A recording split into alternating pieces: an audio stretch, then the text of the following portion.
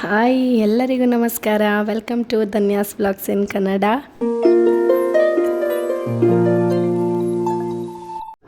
ಎಲ್ಲರೂ ಹೇಗಿದ್ದೀರಾ? I hope ಎಲ್ಲರೂ ಚೆನ್ನಾಗಿದ್ದೀರಾ ಅಂತ ಅಂದ್ಕೊಂಡಿದ್ದೀನಿ. ನಾನು ವ್ಲಾಗ್ನ ಶೇರ್ ಮಾಡಿಕೊಂಡು ತುಂಬಾ ದಿನಗಳಾಗೋಯಿತು. ಸೊ ನನಗೆ ಸ್ವಲ್ಪ ಹುಷಾರಿರಲಿಲ್ಲ, ಹಾಗಾಗಿ ನಾನು ವ್ಲಾಗ್ನ ಶೇರ್ ಮಾಡ್ಕೊಳ್ಳಿಕ್ಕಾಗಿರಲಿಲ್ಲ. ವಾಯ್ಸ್ ಸ್ವಲ್ಪ ಚೇಂಜ್ ಆಗಿಬಿಟ್ಟಿತ್ತು ನಂದು, ಹಾಗಾಗಿ ವಾಯ್ಸ್ ಓವರೆಲ್ಲ ಕೊಡಲಿಕ್ಕೆ ಕಷ್ಟ ಅಂದ್ಬಿಟ್ಟು ವಿಡಿಯೋನ ಶೇರ್ ಮಾಡ್ಕೊಂಡಿರಲಿಲ್ಲ. ಸೊ ಇವತ್ತಾದರೂ ಒಂದು ರೆಸಿಪಿ ವ್ಲಾಗನ್ನು ಶೇರ್ ಮಾಡೋಣ ಅಂತ ಹೇಳಿಬಿಟ್ಟು ಶೇರ್ ಮಾಡ್ತಾಯಿದ್ದೀನಿ.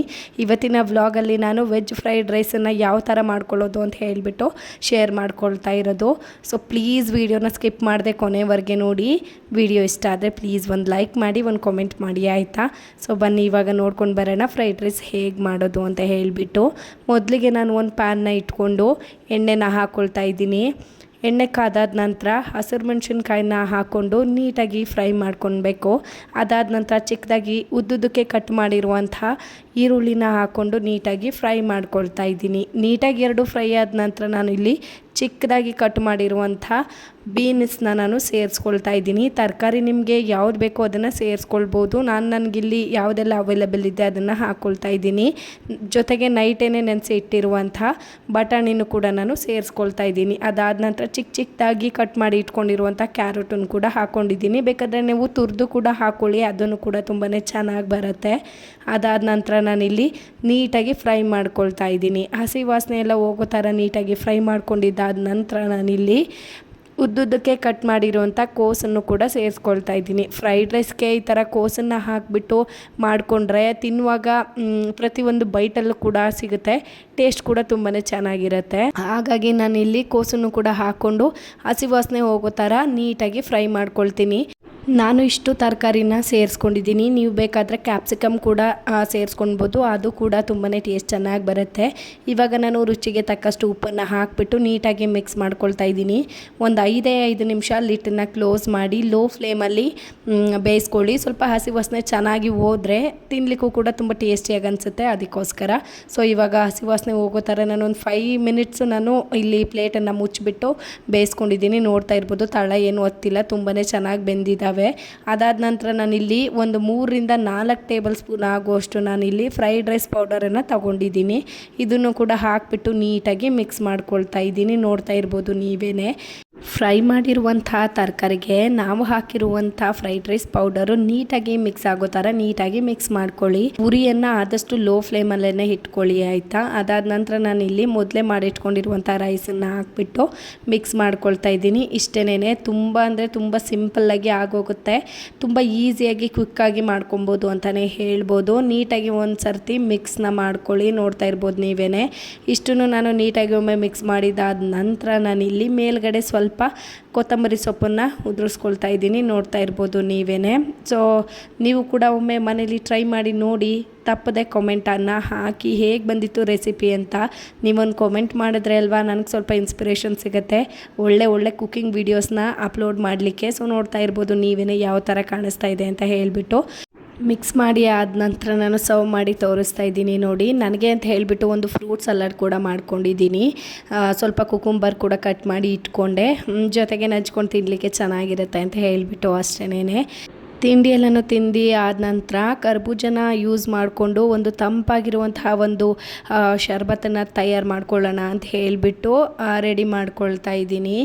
ಆದಷ್ಟು ಈ ಬಿಸಿಲಿನ ಸಮಯದಲ್ಲಿ ಈ ಥರ ತಂಪಾಗಿ ಏನಾದರೂ ಮಾಡ್ಕೊಂಡು ತಿನ್ನೋದ್ರಿಂದ ಮನಸ್ಸಿಗೆ ಏನೋ ಒಂಥರ ತೃಪ್ತಿ, ನೆಮ್ಮದಿ ಅನಿಸುತ್ತೆ. ಸೊ ಈಗ ಹೇಗೆ ಮಾಡೋದು ಅಂತ ನೋಡೋಣ ಬನ್ನಿ. ಒಂದು ಮಿಕ್ಸರ್ ಬೌಲ್ಗೆ ಕಟ್ ಮಾಡಿ ಇಟ್ಕೊಂಡಿರುವಂತಹ ಕರ್ಬೂಜನ ಹಾಕ್ಕೊಂಡು 1-2 ಟೇಬಲ್ ಸ್ಪೂನ್ ಆಗೋಷ್ಟು ಸಕ್ಕರೆನ ಹಾಕ್ಕೊಂಡು ರುಬ್ಕೊಳ್ತಾ ಇದ್ದೀನಿ. ನೋಡ್ತಾ ಇರ್ಬೋದು ನೀವೇನೆ. ನಾನೇನು ನೀರನ್ನೇನು ಸೇರಿಸಿಲ್ಲ. ನಿಮಗೆ ಬೇಕು ಅಂದರೆ ಒಂದು ಚೂರು ನೀರನ್ನು ಆ್ಯಡ್ ಮಾಡ್ಕೊಳ್ಬೋದು.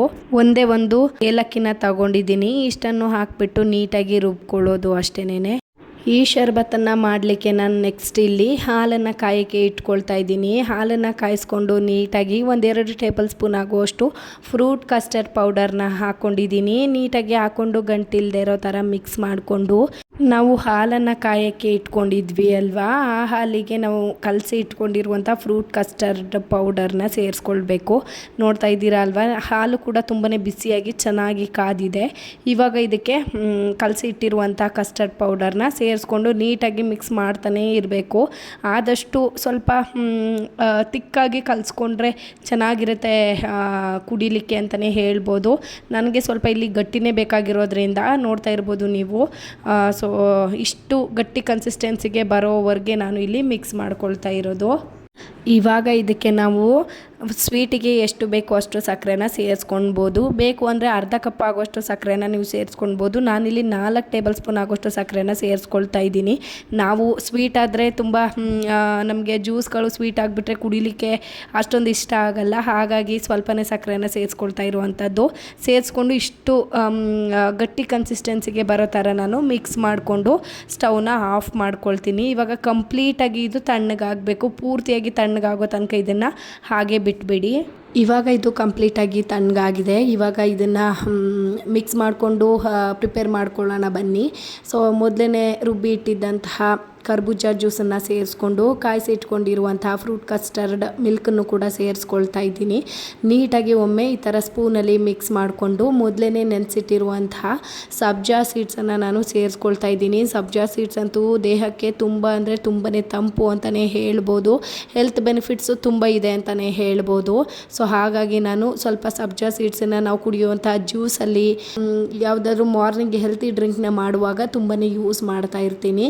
ನೆಕ್ಸ್ಟ್ ಇಲ್ಲಿ ಇದಕ್ಕೆ ಇವಾಗ ಕಟ್ ಮಾಡಿ ಇಟ್ಕೊಂಡಿರುವಂಥ ಬಾದಾಮಿ ಮತ್ತು ಗೋಡಂಬಿನ ಸೇರಿಸ್ಕೊಂಡು ಸ್ವಲ್ಪ ಡ್ರೆಸ್ಸಿಂಗನ್ನು ಮಾಡ್ಕೊಳ್ತಾ ಇದ್ದೀನಿ. ಚೆನ್ನಾಗಿ ಕಾಣಿಸುತ್ತೆ ಅಂತ ಹೇಳಿಬಿಟ್ಟು ನೋಡ್ತಾ ಇದ್ದೀರಾ ಅಲ್ವಾ ನೀವೇನೆ. ನೋಡಲಿಕ್ಕೆ ಎಷ್ಟು ಕಲರ್ಫುಲ್ಲಾಗಿ ಬ್ಯೂಟಿಫುಲ್ಲಾಗಿ ಕಾಣಿಸ್ತಾ ಇತ್ತು. ತಿನ್ನಕ್ಕಂತೂ ತುಂಬಾ ಚೆನ್ನಾಗಿತ್ತು.